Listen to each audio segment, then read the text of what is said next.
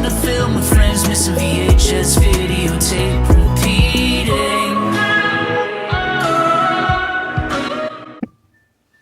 Welcome back, Creeps and Pete's Fam and Crew. Today we're looking at Daylight.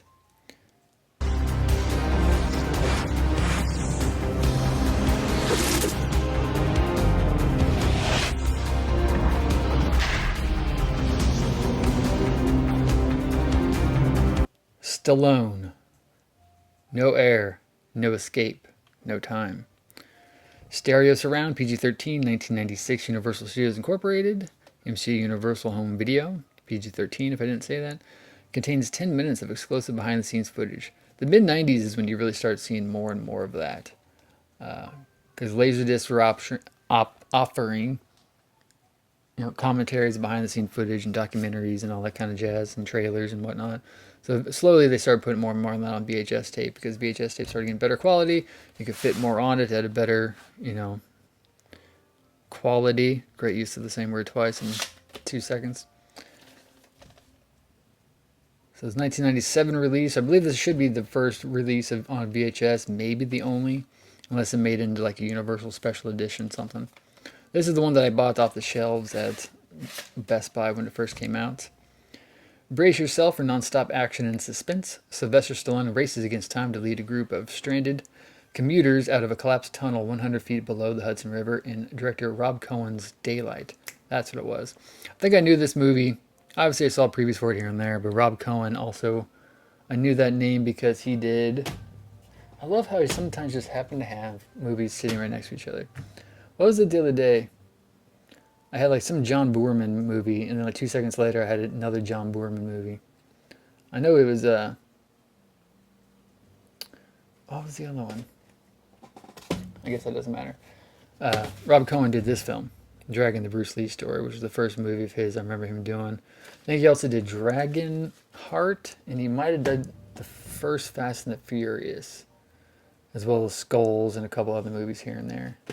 That's going to bug me if I can't remember what the other or John Boorman movie was. Boorman. Had it somewhere. Was it Pope of Greenwich Village? No. I don't know. Anyway, I knew the name Rob Cohen because I was a big fan of Dragon the Bruce Lee story. When an explosion seals off a commuter tunnel, the survivors are faced with toxic fumes, fires, and the impending collapse of the tunnel. Their only hope lies in the hands of Kit Latura.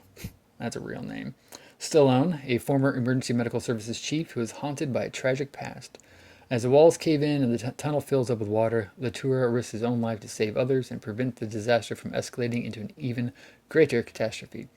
Amy Brenneman co-stars in this thrilling adventure. Filled with spectacular special effects and heart-pounding intensity, Daylight will have you holding your breath from start to finish.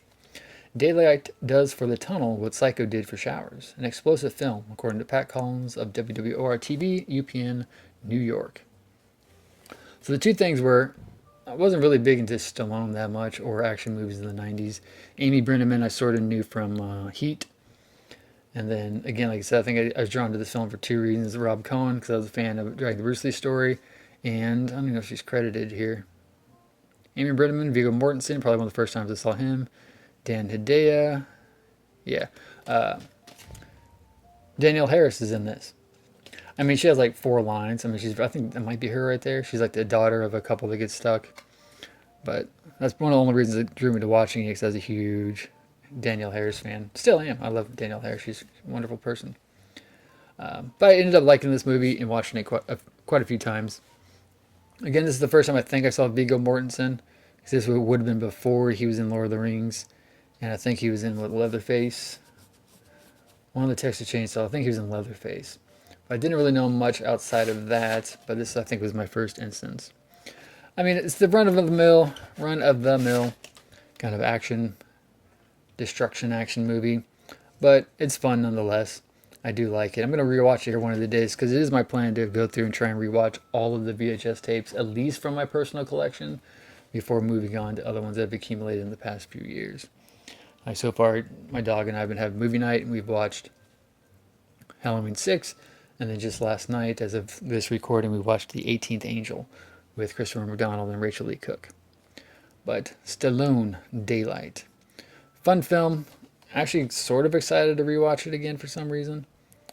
But it's just one of those things, like, I don't think I've watched this movie since I watched it on VHS in the 90s, and it's 2025. So I remember certain elements about it. I remember things I liked. It'd be cool to go back and see if it stands the test of time for what it is. But definitely worth checking out. I mean, this is kind of one of the more realistic movies that Stallone kind of did in the 90s. I mean, Cliffhanger was kind of out there. Demolition Man obviously was out there. Judge Dredd. And this is sort of mostly realistic. But let me know what you guys think of this movie and what you think of Danielle Harris being amazing. As always, like, comment, share, subscribe, and I will see you in the next one.